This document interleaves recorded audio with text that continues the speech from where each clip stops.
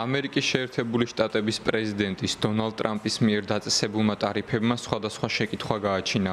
პარასკევს 11 აპრილს დონალდ ტრამპის ადმინისტრაციამ შეაჩერა ტარიფები შეერთებულ შტატებში იმპორტირებულ ელექტრონულ მოწყობილობებზე, რომელთა მთავარი ექსპორტიორი ჩინეთია, თუმცა ეს საქონელი სხვა გადასახადებს მაინც დაექვემდებარება.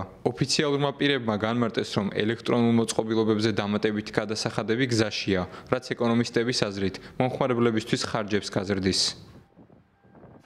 ამ გამონაკლისით ელექტრონიკა როგორებიცაა სმარტფონები, ლეპტოპები და სხვა გაჯეტები ამ ეგრეთ წოდებული საპასუხო ტარიფებით არ დაიბეგრება, მაგრამ მნიშვნელოვანია აღინიშნოს, რომ ჯერ კიდევ არსებობს წარსულში დაწესებული გადასახადები და ტრამპის ადმინისტრაციის მინიშნება იმაზე, რომ ახალი სპეციფიკური ტარიფები გზაშია. კვირას 13 აპრილს ჩინეთის ვაჭრობის მინისტრი მიესალმა სამოხმარებლო ელექტრონიკაზე ტარიფების ნაწილობრივი გაუქმების შესახებ ვაშინგტონის გადაწყვეტილებას, თუმცა შეერთებულ შტატებს ტარიფების სრულად გაუქმებისკენ მოუწოდა.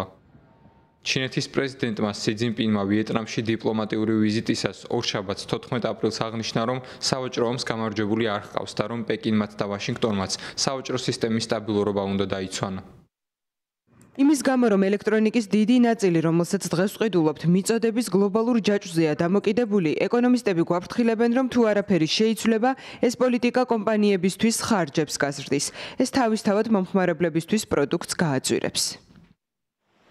ამჟამად შეერთებულ შტატებს ჩინურ იმპორტზე 145%-იანი ტარიფი აქვს დაწესებული, რის საპასუხოდაც ჩინეთმა ამერიკულ იმპორტზე 125%-იანი ტარიფი დააწესა.